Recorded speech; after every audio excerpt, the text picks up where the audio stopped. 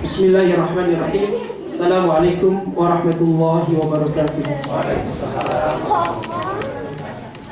Alhamdulillah, wassalatu wassalamu ala rasulillah wa ala alihi wa sahbihi wa man tabi'a hudahu wa wala.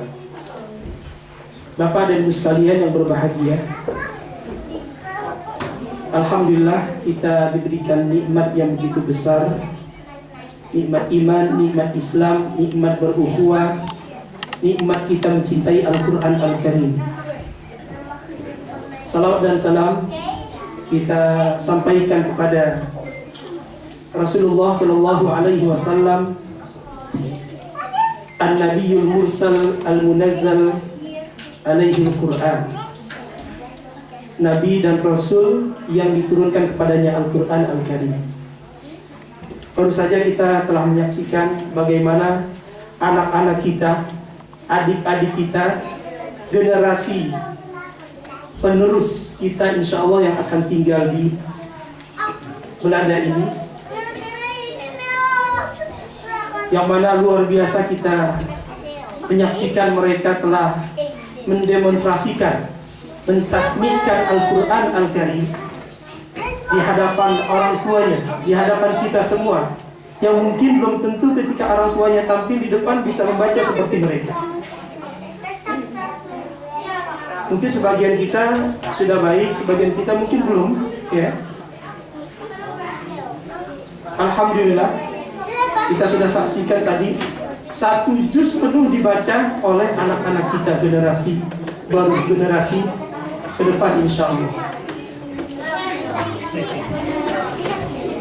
Seandainya tadi mungkin 1-2 orang tua, bapak atau ibu dari anak-anak yang tadi ditampilkan secara mendadak oleh MC, bisa jadi belum siap.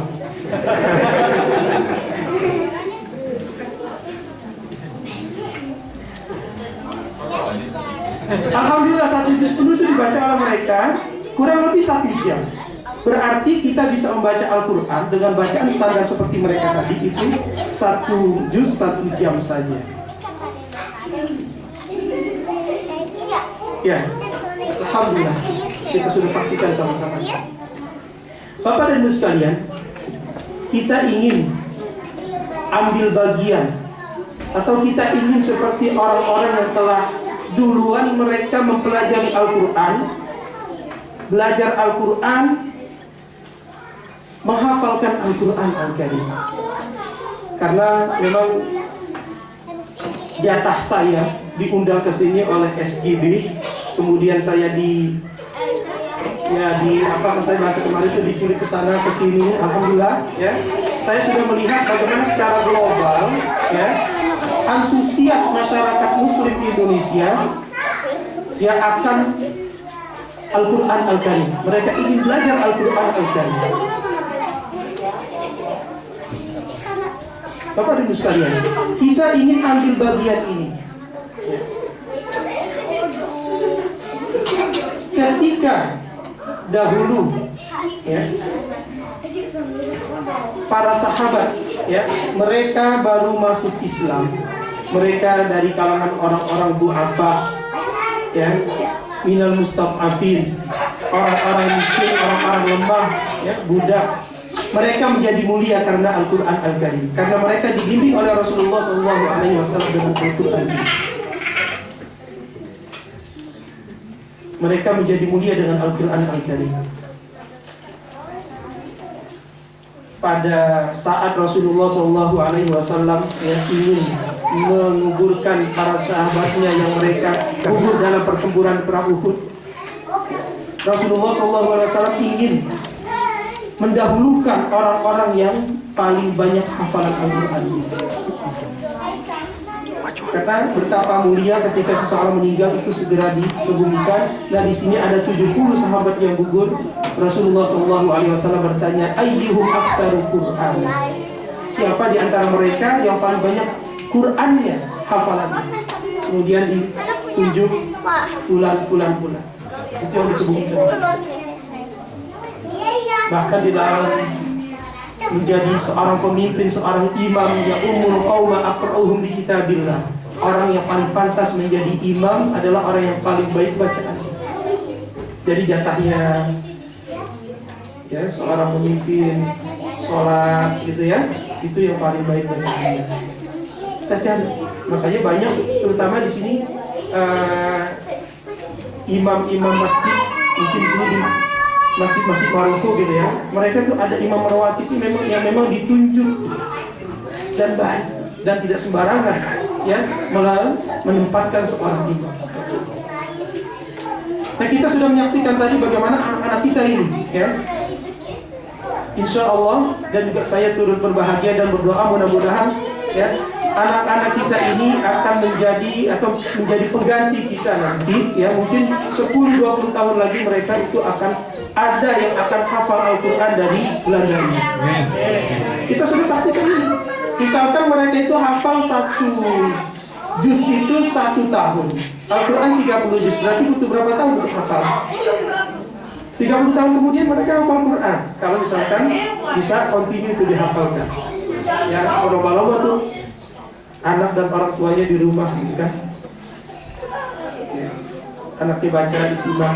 Tapi wallahu alam tadi yang dibaca oleh anak-anak orang tuanya hafal atau enggak? Ya. Hafal sih itu, tapi yang surat yang itu tuh yang pendek tadi. Ya. Secara umum tadi saya menilai, ya secara umum, ya anak-anak kita memang ini perlu terus dibangun, ya dibangun semangatnya, dibangun kualitasnya. Ya tadi anak dari Pak Eko yang berdua itu yang secara umum ya baik, cukup baik, atau mungkin sangat baik. Yang lainnya ada, ya mungkin saya tidak sebutkan di sini, tapi saya sebutkan yang kecil tadi itu tuh. Yang baca surat ini bukan ya, putrinya Pak Deden. Iya, kebetulan baca suratnya pendek, jadi kesalahannya sedikit. Ya. Jadi kesalahannya sedikit. Sekali lagi kita ingin ambil bagian ini. Rasulullah Shallallahu Alaihi Wasallam. Ya. Banyak sekali di dalam hadis itu memberikan motivasi kepada kita ya, akan pahala yang akan kita terima sebagai orang tua ya, dari hasil didikan kita nih anak-anak kita ya, yang kita didik ini. Dalam hal ini Al-Quran kalau kita baca itu nanti akan mengirimkan doa kepada kita ya. Kalau di dalam hadis itu kan dinyatakan oleh Rasulullah SAW, "Idza mata ibnu Adam inqata'a amaluhu illa bi khalas." Apabila anak Adam itu wafat, segala amal itu putus. Artinya yang bermanfaat untuk orang tersebut itu terputus. Minimal ada 3 hal. Ya, sedekah jariyah, sedekah yang jariyah, terus mengalir pahalanya. Aw ilmin yuntafa'u bihi aw waladin shalihin yad'u lahu. Silakan. Kita sudah menanam investasi di mana? Sedekah jariyah. Terus ilmu yang bermanfaat yang diajarkan, aw waladin shalihin yad'u lahu. Anak yang saleh yang senantiasa berdoa. Di dalam hadis lain juga disebutkan, innar rajula la turfa'u darajatuhu fil jannah. Qala anna li hadha bidu'aika laka bidu'ai waladika fid dunya, atau kama qala Rasulullah SAW. Jadi nanti seseorang itu akan terangkat atau diangkat derajatnya, mulia di surga. Kemudian ada bertanya, dari mana itu kita dapat? Dari doa anakmu pada saat mereka di dunia. Ya, ketika wafat didoakan anak. Bahkan di dalam Al-Quran Allah Subhanahu Wa Taala juga menyebutkan, walladzina amanu wattaba'athum dzurriyyatuhum biimanin alhaqna bihim dzurriyyatahum wama alatnahum min amalihim min syai'. Dan orang-orang yang beriman, walladzina amanu wattaba'athum dzurriyyatuhum, kemudian ya keturunannya ini mengikutinya. Mengikuti apa? Mereka itu menjadi soleh karena dibentuk oleh keluarga, oleh kita, ya, sebagai ayah, sebagai ibu. Kita ingin, ya, nanti keturunan kita, generasi berikutnya itu senantiasa mendoakan kita. Kita ajarkan mereka Al-Quran Al-Karim. Ini buah dari pendidikan kita. Kita ajarkan mereka akidah Islam, apalagi hidup di negara yang berpenduduk minoritas, ya, muslimnya. Itu harus kita benar-benar jaga. Terutama juga di sini Al-Quran Al-Karim, ya, di Indonesia, ya, itu sudah banyak orang-orang yang hafal Al-Quran Al-Karim. Anak-anak itu kalau mungkin ada yang mendata, itu bisa jumlahnya ribuan.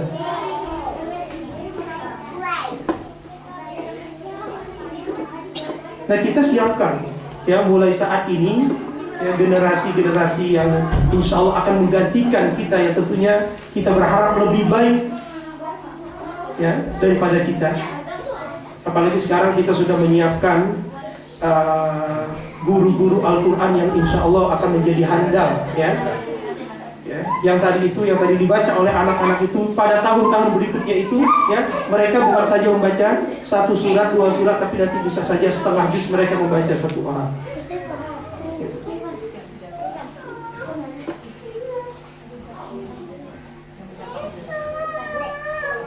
Rasulullah Shallallahu Alaihi Wasallam di dalam salah satu hadisnya juga itu bagaimana memotivasi kita, ya, akan Al-Quran Al-Karim ini. Kata beliau, Al-mahiru bil Qur'ani ma'as safaratil kiramil barah. Orang yang mahir Al-Quran, ya, dalam lafaz yang lain itu wa huwa hafizun, ya, bihi, dan dia hafal Al-Quran itu, nanti akan ditempatkan bersama para utusan yang mulia. Ini target yang paling ideal seperti itu, ya. Walaupun bagi orang-orang yang kurang baik bacaannya walladzi yaqra'ul Qur'an wa yatata'u fihi wa huwa 'alaihi syaq lahu ajr.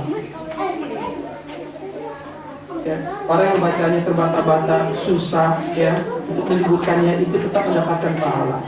Susah, ya, salah, itu tetap mendapatkan pahala. Tapi kita jangan terlena juga, kita harus memperbaiki kualitas bacaan Al-Quran kita. Nah, bagi orang-orang nanti yang mereka menjadi sahibul Quran, sahabat Al-Quran, mereka dekat dengan Al-Quran, ya, itu nanti akan disuruhnya khususan buat mereka. Yuqalu li sahibil Quran iqra' wartaqi. Nanti akan disuruh, ya. Siapa yang disuruh? Sahibul Quran. Orang yang senantiasa dekat dengan Al-Quran. Dia membacanya, dia mempelajarinya, juga dia akan menghafalnya. Kalau menghafal itu, ya, yang ideal itu adalah 30 juz. Dia faham, dia bisa qiraah macam-macam qiraah, dia punya sanad, dia amalkan, itu idealnya. Tapi kita juga berkesempatan untuk bisa hafal Al-Quran, ya. Tadi lihat anak-anak kita itu, mungkin ada yang cuma hafal 2 surat, 3 surat, 4 surat, dan seterusnya, seperti kita, gitu ya. Ya, ada yang juz 30, saya hafal juz 30, ya. Surat ini dan ini, gitu. Alhamdulillah juz 30 ada dekatlah dengan 30 juz gitu, ya. Bolak-balik. Ya. Nanti itu sahibul Quran disuruh baca iqra' wartaqi, suruh baca kemudian naik ke tingkatan surga yang lebih tinggi lagi. Lebih tinggi berarti lebih mulia. Karena yang tertinggi itu ketika kita minta, ya, mendapatkan surga itu, suruh minta surga Firdaus yang paling tinggi. Disuruh baca warattil. Kemudian suruh baca dengan tartil kama kunta turattilu fid dunya. Sebagaimana kamu membacanya dengan tartil pada saat kamu berada di dunia. Fa inna manzilataka inda akhir ayatil taqwa. Karena sesungguhnya kedudukan kamu itu pada akhir ayat yang kamu baca. Jadi kalau kita rajin baca, ya, itu nanti akan disebut, ya, Pada akhir ayat kita baca selesai di sini, disitulah kedudukan kita. Makanya kemarin ya, atau beberapa hari lalu pada materi keutamaan menghatamkan Al-Quran, coba kita hatamkan Al-Quran, kita biasakan itu ya. Sehingga kita terus banyak membaca Al-Quran Al-Karim. Di dalam tafsiran lain itu, inda akhir ayatin taqra'uha itu ya, pada akhir ayat yang kamu baca adalah pada akhir ayat yang kamu hafalkan. Jadi sesuai dengan kadar ayat atau juz yang kita hafalkan itu, itulah kedudukan kita. Jadi bagaimana kita juga ingin ambil bagian ini ya. Kita ingin menjadi ahlul Quran ya, menjadi keluarga Allah Subhanahu wa taala di muka bumi ini ya. Kita tidak mampu,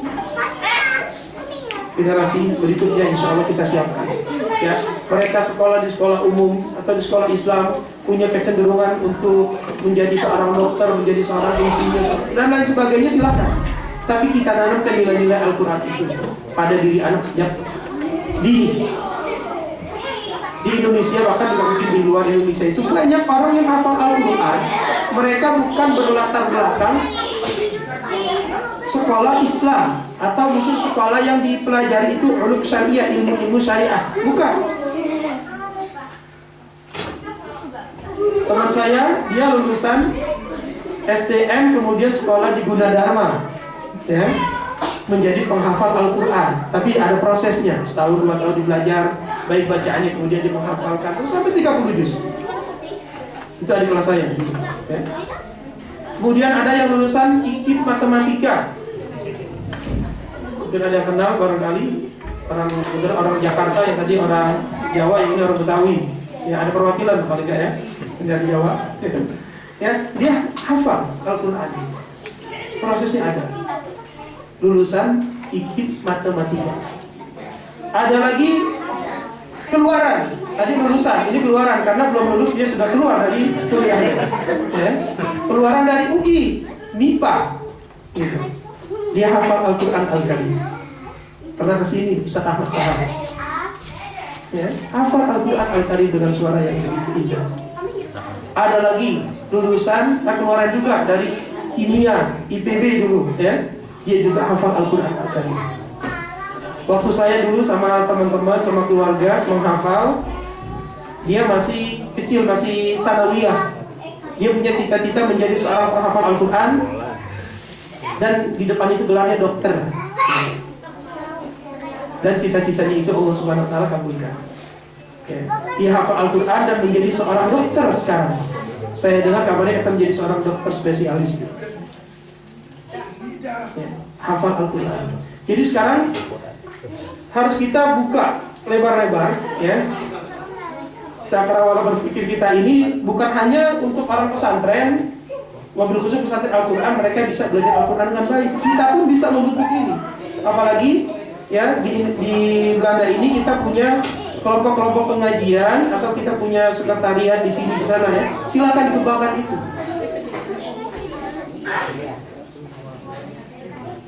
Semua kita berpeluang untuk mendidik anak-anak kita ini pandai membaca Al-Quran Al-Karim, yang tentunya nanti akan diiringi ya dengan pelajaran-pelajaran agama lain. Itu yang harus kita tanamkan. Jangan nanti ada beralasan, ya kita kan hidup di sini bahasanya saja bahasa Belanda.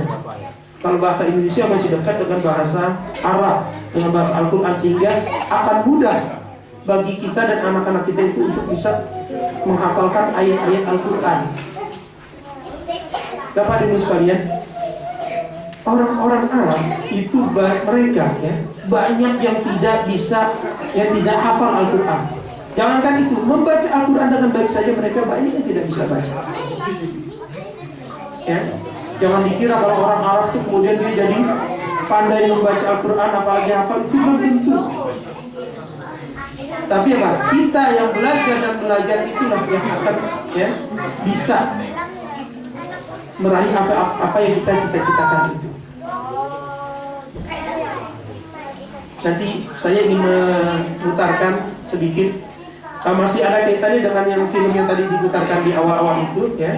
temannya Nabiullah yang menjadi juara tahfiz Quran di Mesir ya. Ini mereka di Tajikistan itu bahasanya apa sih Tajikistan? Apa? Tajik ya? Ya, bukan bahasa Belanda, apalagi bahasa Indonesia gitu. Bahasa Arab mereka nggak paham. Tapi mereka bisa hafal Al-Quran dalam umur yang ya masih anak-anak. Ada yang 5 tahun, 6 tahun, 7 tahun mereka bisa hafal Al-Quran Al-Karim. Nanti kita lihat bagaimana. Ternyata mereka itu ya diberikan suatu rangsangan oleh gurunya. Ketika mereka diserahkan atau dipesantrenkan atau disekolahkan di tempat tersebut itu, katanya, mau nggak kamu nanti ketika kamu hafal Al-Quran, kamu ikut lomba dan kamu benar, orang tua kamu bangga. Semua tidak ada yang bilang nggak mau. Buktinya apa? Tadi ketika anaknya tampil, bapaknya begini kan, berlomba-lomba. Apa tuh? Bangga. Iya kan gue? Iya tadi. Begini dong, seperti apa? Handphone, kamera gitu. Karena kebanggaan. Ini, kamu kak nih, kamu bisa tampil. Karena bangga. Bangga akan Al-Quran, Al-Karim yang dilantunkan tadi oleh anak kita. Apalagi nanti apa katanya? Mau gak kamu nanti termasuk orang yang diseru ya, untuk membaca Al-Quran kemudian disuruh naik ke surga ke tingkatan lebih tinggi lagi. Tadi saya sebutkan hadis itu. Mereka mau semua. Sehingga mereka menghafalkan Al-Quran itu tidak ada paksaan, tidak terpaksa, tidak diancam dan lain sebagainya, tapi penuh dengan kesadaran. Dan kita tanamkan anak-anak kita ini ya, jangan kita pokoknya kamu harus menghafal ini. Karena kita ini masuk surga dengan dipanggil nanti ya, sahibul Quran, baca habis subuh. Kita ya, bingung mereka dapat penuh kasih sayang sehingga nanti akan tumbuh ya, setahun 2 tahun mereka akan tumbuh sendiri kesadaran mereka untuk bisa membaca Al-Quran. Dan juga Bapak dan Ibu sekalian, kita mulai dari diri kita ya, seorang ibu, seorang ayah biasakan membaca Al-Quran Al-Karim atau juga di dekat mereka ya. Kalau bisa ada waktu-waktu tertentu yang berkumpul bersama mereka baca Al-Quran ya. Sehingga cita-cita kita akan generasi Al-Quran mendatang itu bisa terwujud. Mungkin 10-20 tahun lagi mereka itu akan menjadi seorang penghafal Al-Quran. Minimal setiap rumah kita tuh ada yang memiliki hafalan walaupun tidak 30 juz. Itu yang sekarang ini di Indonesia ya, ada gerakan seperti itu. Satu rumah, satu penghafal Quran. Kita sudah kan ya, satu rumah penghafal Al-Quran. Penghafal Al-Quran setengah juz, gitu kan? Penghafal Al-Quran 1 juz. Gitu. Nanti ada penghafal Al-Quran 30 juz. Gitu. Ya, walaupun nanti orang tuanya saya istiqomah juz 30 saja. Nah, coba kita tampilkan. Kita lihat di sini ya. Ini ikonnya adalah Muhammad Ayyub ya, dari Tajikistan.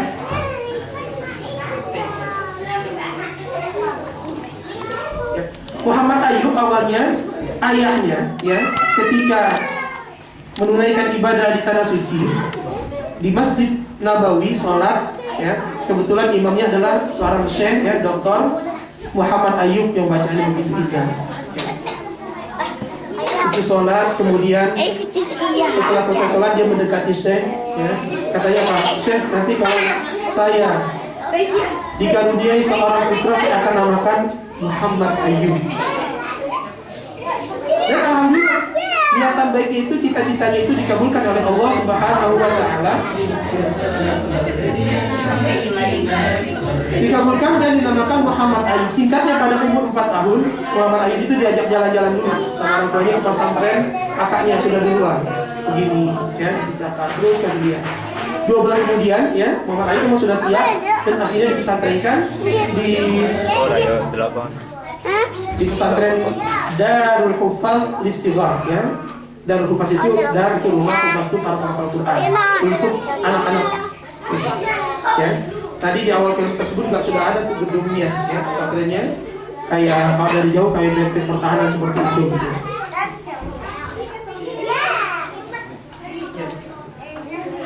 Ya. Ini yang di samping itu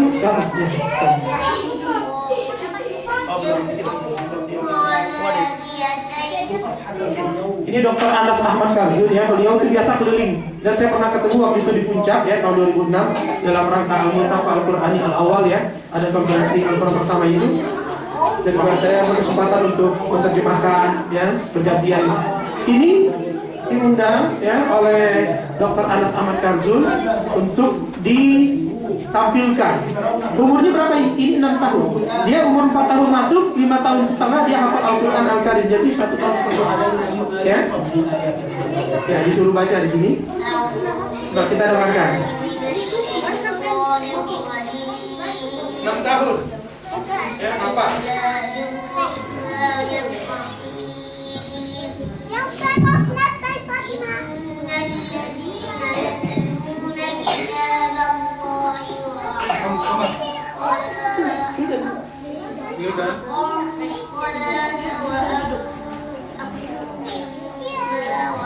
Ya, saking kecilnya itu kakinya aja nggak sampai ke bawah gitu ya.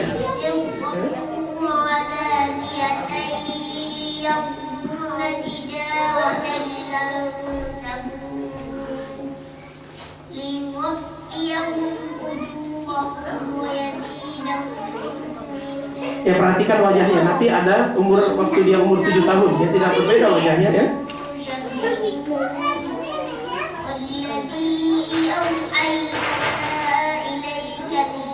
Kalau yang mengerti tajwid, luar biasa bacaannya. Tadi belum ada anak kita yang bacanya sehebat ini tadi, ya. Walaupun ada yang dekat, ya. Matnya, gunanya luar biasa, walaupun mungkin ya masih berat dia ya sebagai anak-anak ya, tapi luar biasa dia.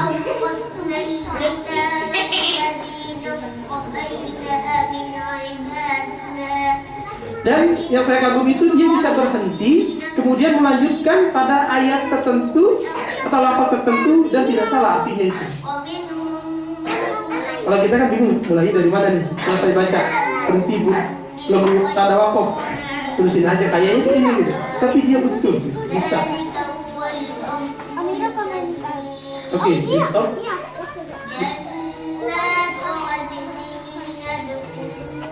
Ya. Sekarang kita akan saksikan bagaimana ya sebelah kiri.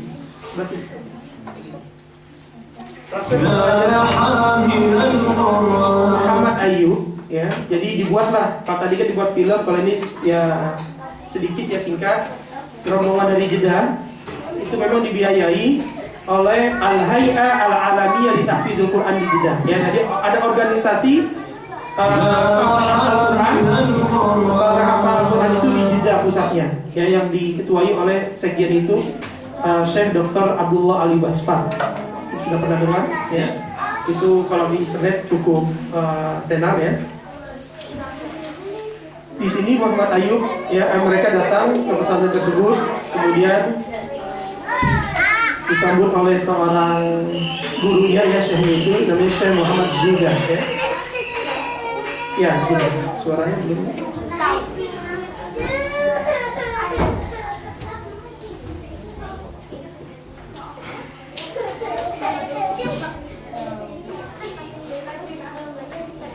Sudah cukup.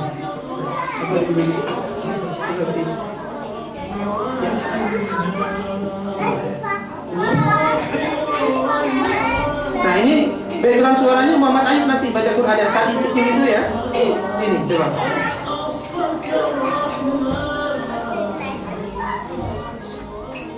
Ya, yang tadi ya.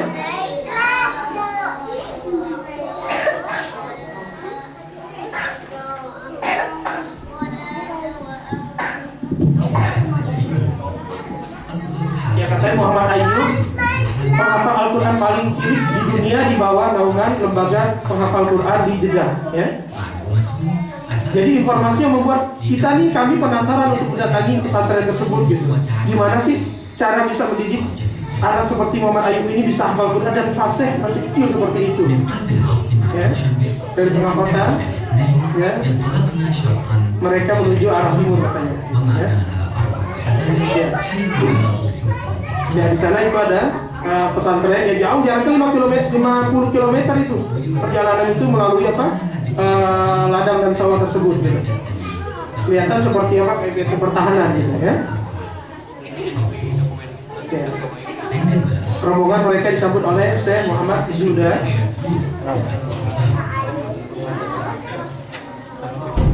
Silakan. Ketika naik tangga itu terdengar ya suara-suara kayak bersahut-sahutan gitu. Ternyata anak-anak dan diantaranya adalah Muhammad Ayub sedang melantunkan ayat-ayat Al-Quran Al-Karim. Mana Muhammad Ayub? Ada nggak wajahnya mana? Ya persis katakan seperti di gambar foto tadi. Ini umurnya sudah 7 tahun. Gitu. Baca surah Al-Qiyamah tapi dalam keadaan melihat. Kalau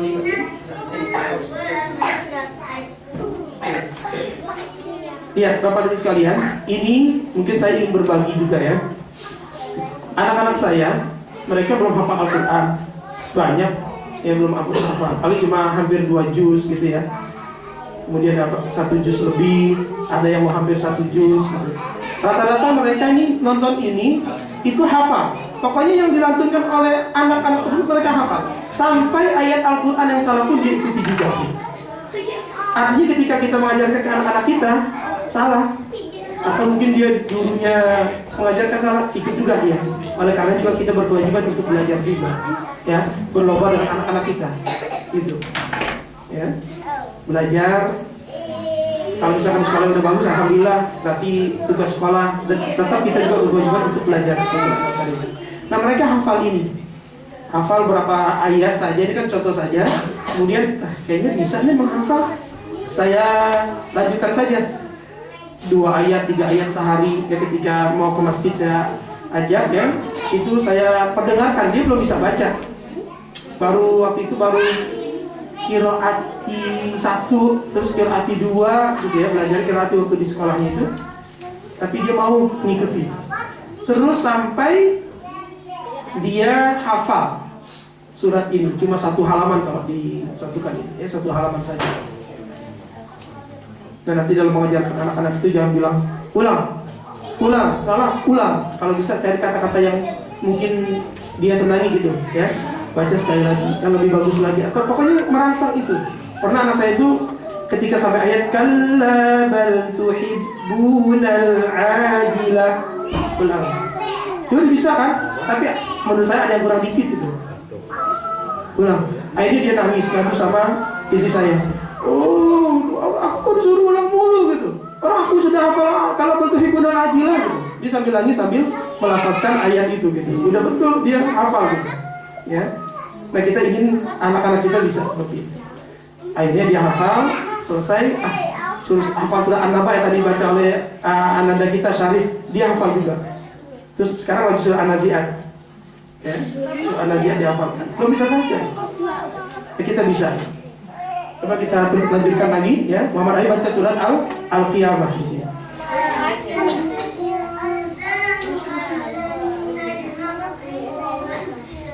Ya, panjang pendeknya, bunganya ya. Bagus ya. Bal yuridul insanu liyafjura amana yas'alu.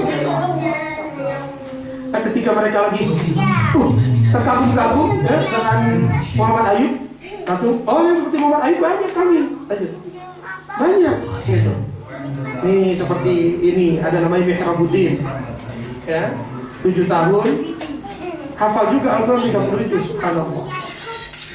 Ayatnya cukup tenar mas, sering kita lakukan. Allah haqqa tuqatihi wa la tamutunna illa wa antum. Hafal kan Bapak? Enak gitu tanpa ada beban gitu kan?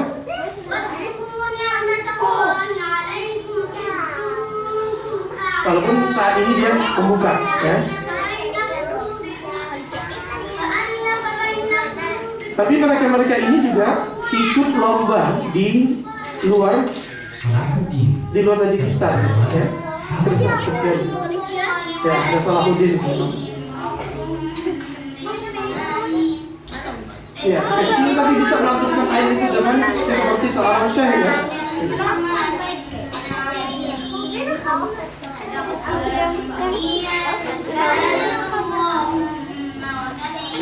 Ada lagi yang lebih kecil lagi, umurnya 6 tahun di sini ya.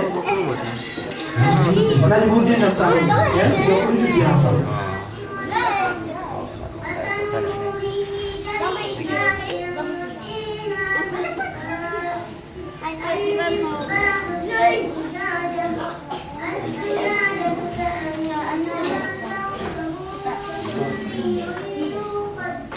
Ada lagi yang 5 tahun tapi tidak disebutkan hafal atau enggak ya, dengan nafas yang dia paksakan ya biar bisa baca gitu.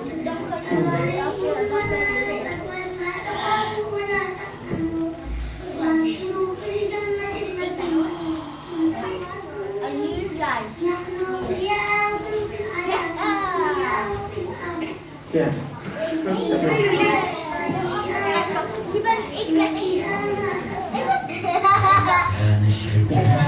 Ya, syekhnya berhasil ya. Mereka beliau mengajarkan anak-anak ini bisa baca Al-Quran, hafal Al-Quran dengan bacaan yang baik gitu. Ya. Bapak dan Ibu sekalian bisa perhatikan di depan ini, kok mereka goyang-goyang kenapa ya? Goyang-goyang kenapa gitu ya? Diam dulu yang udah tahu. Goyang-goyang kenapa? Biar kenapa Bapak Ibu sekalian? Ayo, ada yang tahu? Goyang-goyang kening. Kenapa? Hah? Enggak, badan gini-gini ya, Mat, biar matnya itu. Kenapa? Ada yang tahu Ibu? Ya? Mungkin biar segar nggak ngantuk apa gitu ya. Tapi ini saya ada jawaban, tapi bukan apa? Jadi dia saja. Kenapa itu? Menghayati. Kalau saya punya jawaban bukan menghayati. Ya? Karena apa? Karena dia melihat gurunya juga goyang. Jadi apa yang dicontohkan oleh guru itu akan diikuti. Bacaan sampai geraknya pun diikuti. Ya? Ya, nah ini yang pemula-pemulanya diajarkan nafas ya. Ayat per ayat, ya kalimat per kalimat ya. Masih kecil itu berapa umurnya? 4 tahun barangkali ya. So, yang kayak kemarin kita ajarkan kan za. Za ya, bukan ja ya. Za.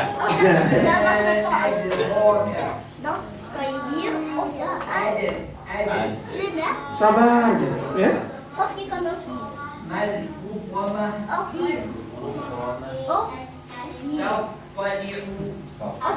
Ini sebentar lagi selesai cepat. Ya?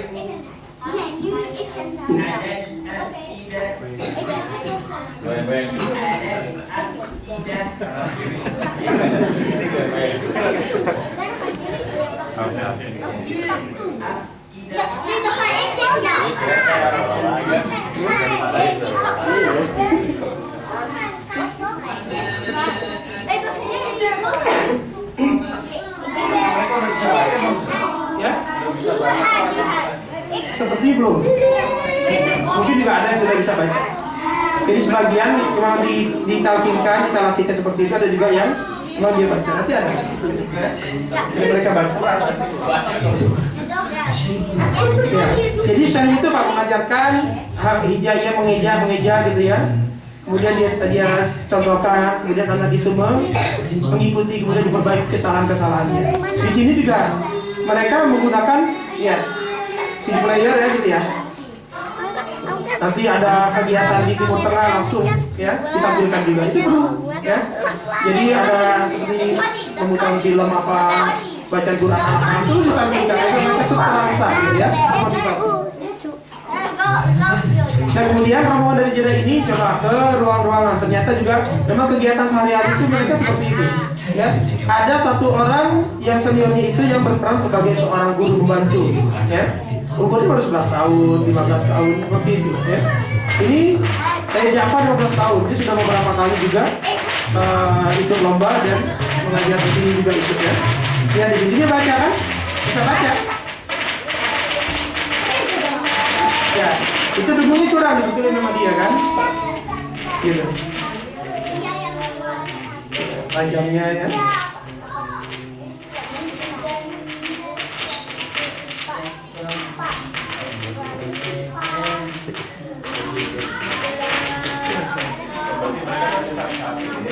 Ya ada satu-satu. Nanti ada bareng-bareng juga ada, ya. Wahai hamilul Quran, pembawa Al-Quran. Ar-Rahman Allah SWT mengkhususkan ya, mendapatkan perilaku yang perlakuan yang istimewa. Ini juga 11 tahun hafal Quran, ngajar terus tahun setengah yang lalu katanya. Ya. Ya, Qurannya ini kenapa lebih seperti itu? Sering dibaca. Kalau kita kan mungkin tumpahan air, ya. Kalau di Indonesia bocoran. Jadi begitu. Kalau sering dibaca, sering hafal dibolak-balik gitu. Iya. Ya, Kalau kita tuh hati banget. Iya. Saya pakai alasannya ada. Saya baca Quran pakai apa? Pakai handphone. Di laptop. Jadi pada itu saya jarang buka gitu. Ya. Ya, Quran sampai itu kalau itu sering dihafalkan, sering dibuka bolak-balik gitu ya, silakan.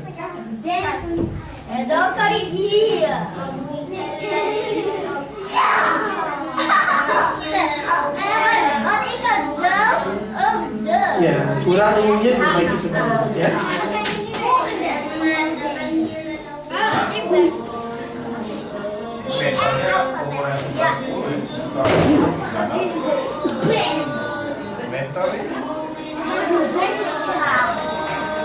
Dan di sini nggak kejedot mereka game ini. Sudah ada ukurannya. Ya.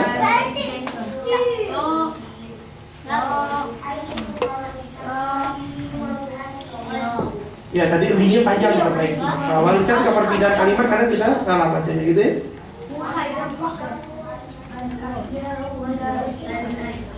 Kurang panjang nih. Ya. Nah,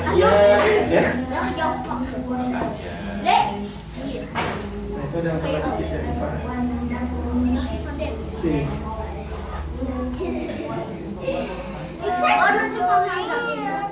Ya.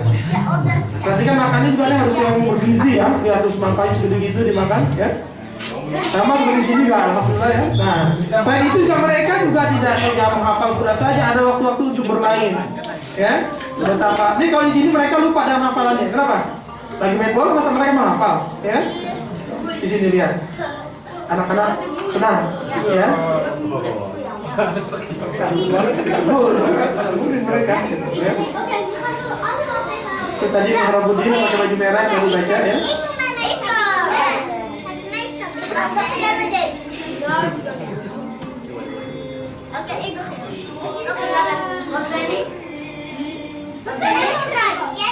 Ya.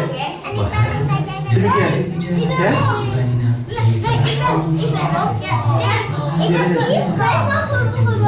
Ya, mereka bisa menghafal itu tanpa mampu. Mereka tidak mampu bahasa Arab. Bahkan Syekh Dr. Yusuf Al-Qaradawi itu pernah datang ke negara seperti Tajikistan ini, katanya Kazakistan ada. Itu ditanya, Assalamualaikum, Mas Muka. Dia diam aja.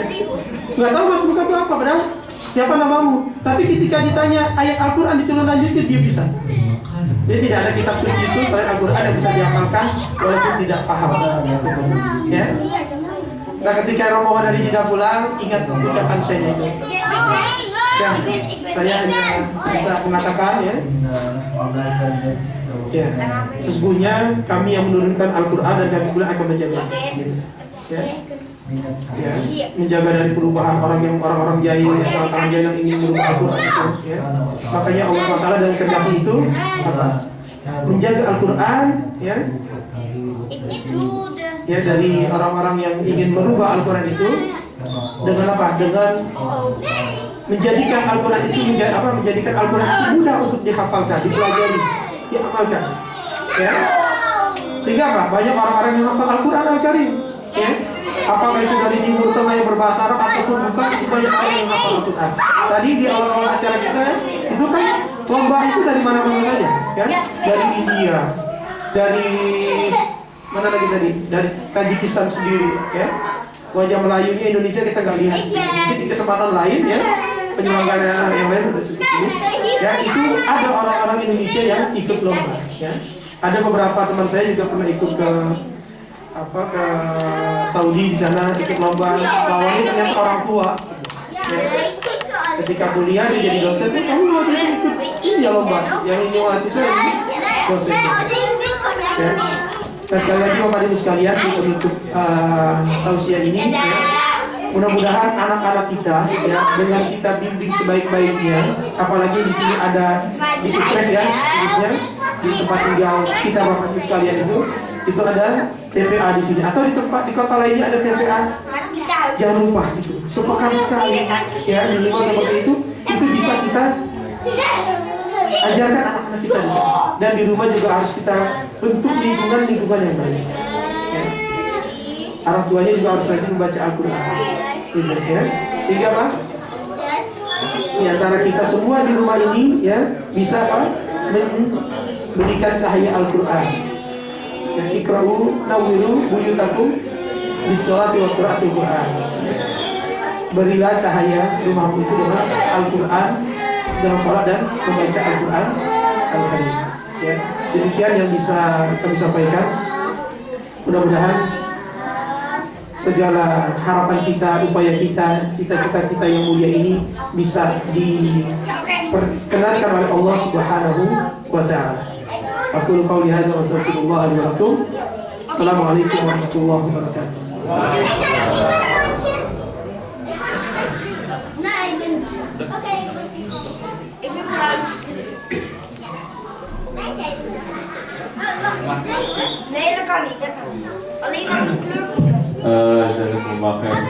Kasih kepada Ustaz yang telah memberikan semangat dan motivasi buat kita, dan tentunya yang mempunyai anak juga mulai sekarang mungkin bisa mengagendakan mau di mana, mau dibawa kemana anak kita. Apakah kita ingin menjadi para keluarga Allah yang memang menghafal Quran, ataukah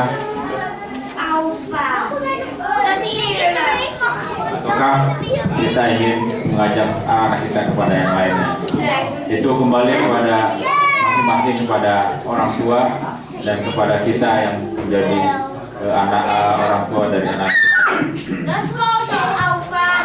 Kita berdoa kepada Allah Subhanahu wa Ta'ala, mudah-mudahan kita menjadi orang tua yang bisa memberikan sumbangsi kepada Islam dan mengajak anak-anak kita untuk menjadi hufazul Quran, insyaallah. Dan insyaallah mungkin 5 tahun ke depan SDG akan mendirikan sekolah hufazul Quran, insyaallah. Itu cita-cita kami. Insyaallah kita lihat 5 tahun ke depan, mudah-mudahan kita bisa menjadikan Tajikistan ke SDG ini, insyaallah. Acara selanjutnya ada penyerahan simbolis sertifikat dari SGB kepada Ustadz dan sebagai trainer, sebagai mentor kita selama 2 hari memberikan pelatihan tentang metode Quran Mutiara Qurani yang insya Allah para pengajar TPA kemarin selama 2 hari sudah dibekali oleh Ustadz, dan insya Allah juga kita akan memperdalam kembali melalui media, mungkin tahsin melalui Skype ataupun internet dan sebagainya. Kita akan selalu kontak dengan Muntada sebagai yayasan Qurani yang berada di Indonesia, dan insya Allah kita terus mengasah kemampuan para pengajar TPA di Utrecht ini, insya Allah. Kami panggil Ustadz dan Ketua SGB untuk memberikan simbolis sertifikat kepada Ustadz. Ada foto nggak? Ada foto? Foto.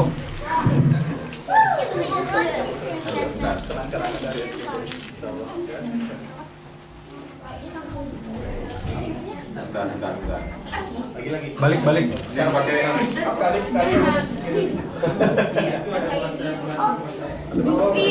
sebelananya. Jadi ini etrakling.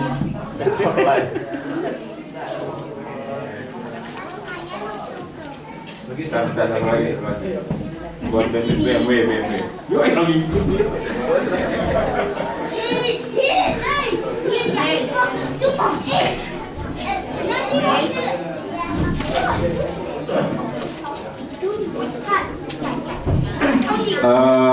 Selanjutnya sebelum penutup, ini ada pengumuman dari ESQ